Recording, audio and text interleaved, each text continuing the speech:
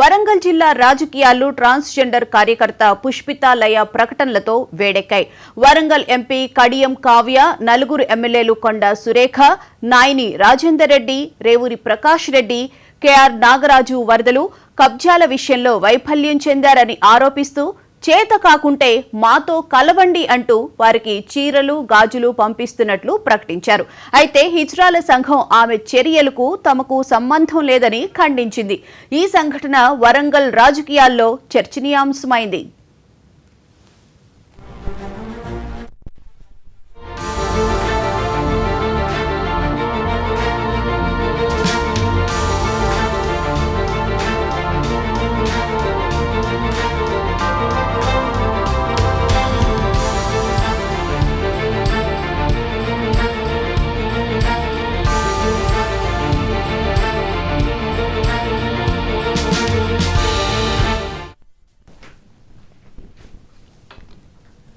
Transgender కార్యకర్త పుష్పితలయ్య వరంగల్లోని MP ఎమ్మెల్యేలపై తీవ్ర విమర్శలు గుప్పించారు.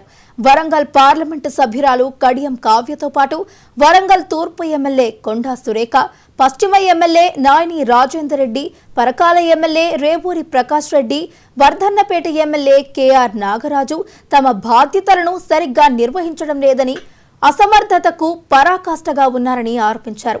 స్థానికంగా ఉన్న వరదలు మరియు ప్రభుత్వ భూముల కబ్జాల సమస్యలను పరిష్కరించడంలో విఫలమయ్యారని ఆరోపిస్తూ మీకు చేత కాకుంటే మాతో కలవండి, మేము చేసి చూపిస్తామంటూ వారికి బహిరంగ సవాల్ విసిరారు.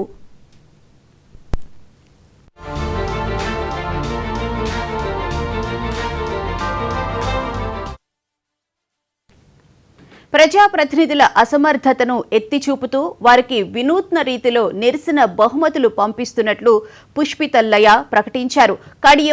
ఎంపీ కడియం కావ్య సహా నలుగురు ఎమ్మెల్యేలు కొండ సురేఖ, నాయని రాజేందర్ రెడ్డి, రేవూరి ప్రకాష్ రెడ్డి, కేఆర్ నాగరాజులకు చీరలు, గాజులు, పసుపు, కుంకుమ పంపిస్తున్నట్లు తెలిపారు.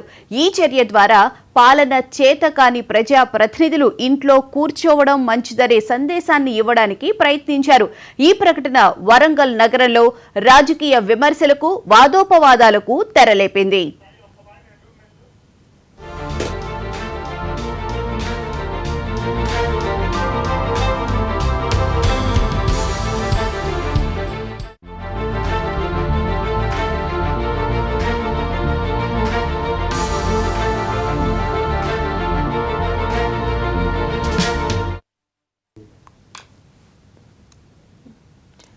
పుష్పితలయ్య తన విమర్శలకు ప్రధాన కారణంగా వరదలు, కబ్జాలనే ప్రస్తావించారు. ప్రతి సంవత్సరం వరంగల్లో ముంపు సమస్య ఎదురవుతున్న ప్రజాప్రతినిధులు శాశ్వత పరిష్కారం చూపడంలో విఫలమయ్యారని, ఈ వైఫల్యానికి వారే కారణమని ఆరోపించారు.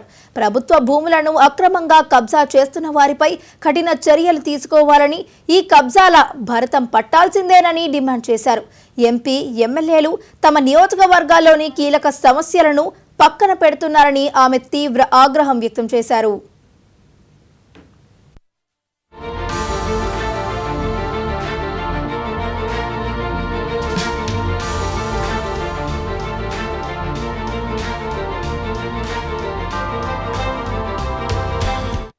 పుష్పితలయ్య చేసిన విమర్శలు, చీరల పంపిణీ ప్రకటనపై హిజ్రాల సంఘం ట్రాన్స్జెండర్స్ కమ్యూనిటీ వెంటనే స్పందించింది.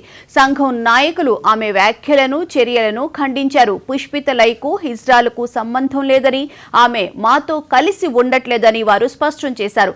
ఆమె తన తల్లిదండ్రులతో కలిసి వారి ఇంటి వద్దే ఉంటున్నారని, కాబట్టి ఆమె చీరలు, గాజులు పంపడం వంటి చర్యలు పూర్తిగా వ్యక్తిగతమని, తమ సంఘానికి ఎటువంటి సంబంధం లేదని తేల్చి చెప్పారు. రావడం వల్ల మునిగింది ఇల్లులు కాదు, వీళ్ళ పరిపాలన. అసలు వరంగల్ జిల్లాలో వర్షాలు వస్తే ఎందుకింత నీళ్ళు వస్తుంది? ఎవరి వల్ల? ఎవరి నిర్లక్ష్యం వల్ల వస్తుంది? మరి ఈ నియోజకవర్గాల్లో ఉన్న ఎమ్మెల్యేల హస్తం లేనిది ఇళ్లలోకి రావు. ఇక్కడ ఉన్న ఎమ్మెల్యేల హస్తం ఇది. మరి ఎమ్మెల్యేలకు చేత కావట్లేదా? పరిపాలన చేత కాకుండా చెప్పండి. ట్రాన్స్జెండర్ కమ్యూనిటీలో మేము చోటిస్తాం, ప్రజల గలమై మేము ప్రజల ముందుకు వస్తాం. ట్రాన్స్జెండర్స్ దాంట్లో మీకు సగ భాగాన్ని మేము ఇస్తాం, రండి. మరి మీకు చేత కాకుంటే పరిపాలన మేము చేస్తాం. మీకు పరిపాలన చేత కాకుంటే చెప్పండి. ఏదైతే తను చేసిన వ్యాఖ్యలు ఏదైతే ఉన్నదో, ఏదైతే పాలకులు ఉన్న ఎమ్మెల్యేలు కానీ ఎంపీలు కానీ మీకు పాలన చేత కాకపోతే మాలా చీరలు జాకెట్లు తొడుక్కొని రండి అనేది అది తన ఉద్దేశపూర్వకంగా తన వ్యక్తిగత పూర్వకంగా రాజకీయంగా తను చేసుకుంది. మాకు ఆమెకు ఎలాంటి సంబంధం లేదు. పుష్పలత గారు, మీరు దయచేసి ఒక్కటి మాత్రం నిజం చెప్పుకుంటున్నాను, మీరు ట్రాన్స్ కమ్యూనిటీని మీ వ్యక్తిగతంగా ఉంటే చూసుకోండి. మీ రాజకీయ లబ్ధి కోసము వరంగల్లో ఉండే ట్రాన్స్ కమ్యూనిటీ యొక్క జీవన ఉపాధి మీద మీరు దెబ్బ కొడితే మాత్రం మేము హెచ్చరిస్తున్నాము. ఒక ట్రాన్స్జెండర్ వ్యక్తి అని పుష్పిత లయ ప్రెస్ మీట్ పెట్టి వరంగల్ జిల్లాలో గెలిచిన 4 ఎమ్మెల్యేలు ఎంపీలకు చీరలు గాజులు ఇస్తున్నానని ఒక ప్రెస్ మీట్ పెట్టినట్టుగా మా దృష్టికి వచ్చింది. మేము ఒక్కటే చెప్తున్నాం, ఈ పుష్పిత లయ అనే వ్యక్తి ట్రాన్స్జెండర్ వ్యక్తి అయి ఉండొచ్చు, కానీ మాతో కలిసి జీవించే వ్యక్తి కాదు, మాతో సంబంధం లేని వ్యక్తి. ఆమె ఇండివిజువల్ గా వాళ్ళ ఫ్యామిలీతో కలిసి జీవిస్తూ రాజకీయాలు చేస్తున్న వ్యక్తి. ఆమెకు మాకు ఎలాంటి సంబంధం లేదు. పుష్పిత లయ, నీకు మేము జాగ్రత్తగా హెచ్చరిస్తున్నాము, నువ్వు నీ రాజకీయాలు చేసుకోవాలనుకుంటే రాజకీయాలు చేసుకో, కానీ నువ్వు అనవసరంగా ట్రాన్స్జెండర్ వ్యక్తులని చెప్పి నీ రాజకీయాల కోసం వరంగల్లో జీవిస్తున్న వేలాది మంది ట్రాన్స్జెండర్ వ్యక్తుల జీవితాల మీద ఎఫెక్ట్ పడే పని చేయకూడదని హెచ్చరిస్తుంది.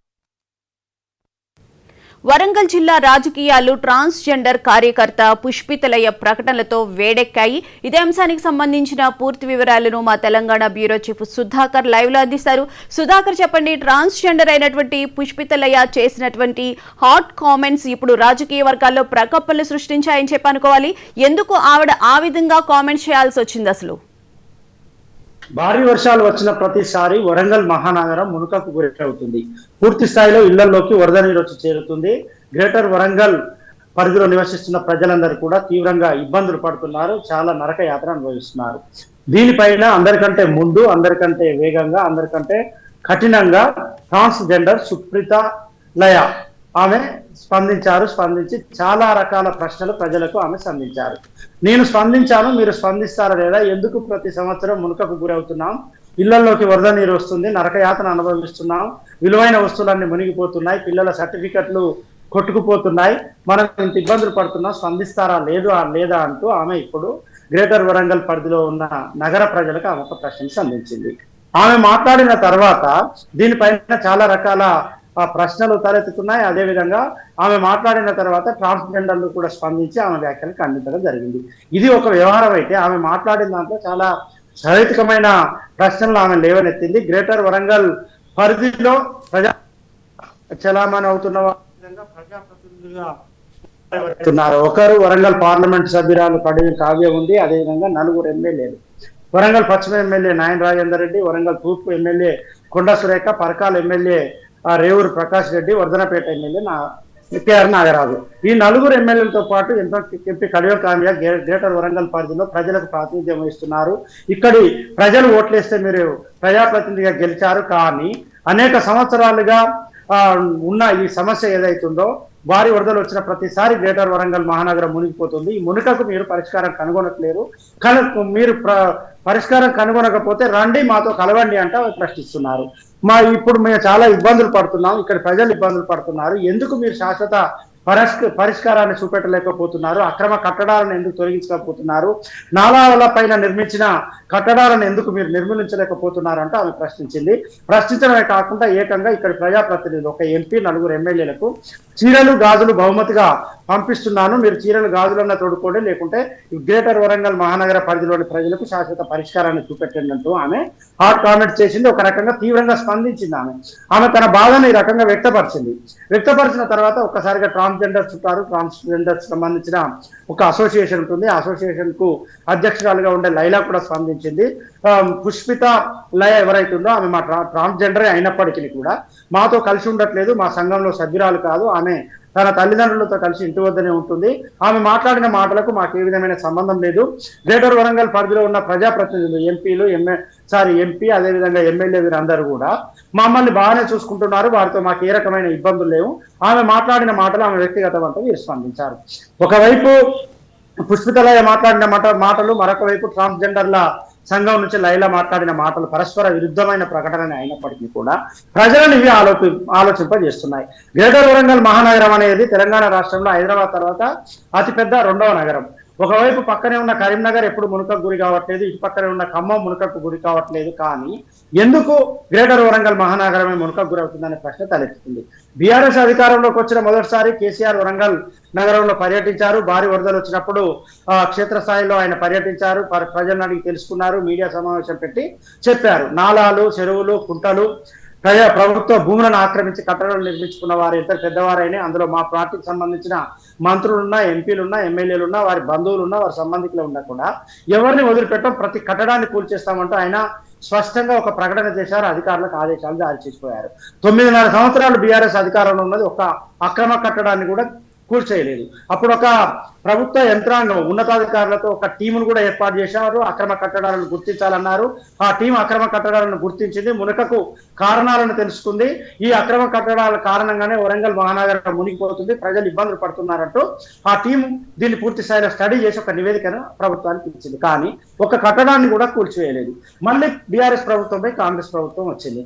కాంగ్రెస్ ప్రభుత్వం వచ్చిన తర్వాత కొన్ని కంటితుడుపు చర్యలు తీసుకున్నారు. లేకుంటే నగరం పూర్తి స్థాయిలో మునిగిపోకుండా కొన్ని నైన్ నగర్ నాలాను వెడల్పు చేయడం, నాలపైన బ్రిడ్జిని నిర్మించడం, లేకుంటే మరొక నాలను కట్టడం, లేకుంటే ఇతరత్ర కార్యకలాపాలు చేశారు. కానీ పూర్తి స్థాయిలో నగరం మునకకు గురి అవ్వకుండా చర్యలు చేపట్టలేదు. అక్రమ కట్టడాలను కూర్చివేయలేదు, నారాల పైన ఉన్న నిర్మాణాలను తీసివేయలేదు, లేకుంటే చెరువులను, కుంటలను ఆక్రమించుకొని కట్టిన వాటిని కూల్చివేయలేదు. దీంతో ప్రజలు ఇబ్బందులు పడుతున్నారు. ప్రజలు తీవ్రంగా నష్టపోతున్నారు. విలువైన సామాగ్రి తడిసి ముద్దవుతుంది.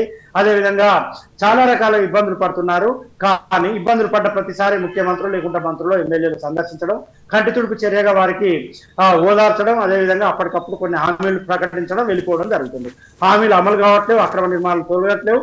శాశ్వత ప్రాతిపాదికన వరంగల్ మహానగరం మునకకు గురి కాకుండా చూడట్లేరు అనే భావన అంతట్లో అందరి ప్రజలలో వ్యక్తమవుతుంది. కానీ ఈ ట్రాన్స్జెండర్ ఎవరైతే ఉందో ఈమె మాత్రమే బయటకు వచ్చి ఈ రకమైన కఠిన వ్యాఖ్యలు చేసింది, కఠిన నిర్ణయాన్ని తీసుకుంది. చీరలు, గాజులు పంపుతానని వ్యాఖ్యానించింది. ఆమె పంపుతానని వ్యాఖ్యానించిన తర్వాత ఇది జనబాహుల్యంకి వచ్చిన తర్వాత ప్రజాప్రతినిధులు మరి ట్రాన్స్జెండర్లతో మాట్లాడారా, లేకుంటే ఎవరైతే ఎంపీలు, ఎమ్మెల్యేలు ట్రాన్స్జెండర్లకు సూచించారా, మీరు స్పందించండి, ఆమె వ్యాఖ్యలను ఖండించినట్లయితే రాజకీయంగా మాకు నష్టం జరుగుతుంది, ప్రజలు పాపైన తిరగబడతారని మనం చెప్పారా, లేదంటే ట్రాన్స్జెండర్ల సంఘం నుంచి లైలాని స్పందించిందా అనేది ఇప్పుడు ఒక ప్రశ్న అయితే తలెత్తుతుంది.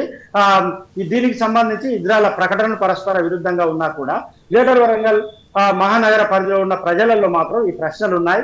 శాశ్వత ప్రాతిపాదికన చర్యలు చేపట్టాలి, అక్రమ కట్టడాలను కూర్చివేయాలి, గ్రేటర్ వరంగల్ మహానగరం మునిగిపోకుండా చూడాలి, కష్టాలను తొలగించాలంటూ అందరూ వేడుకుంటారు.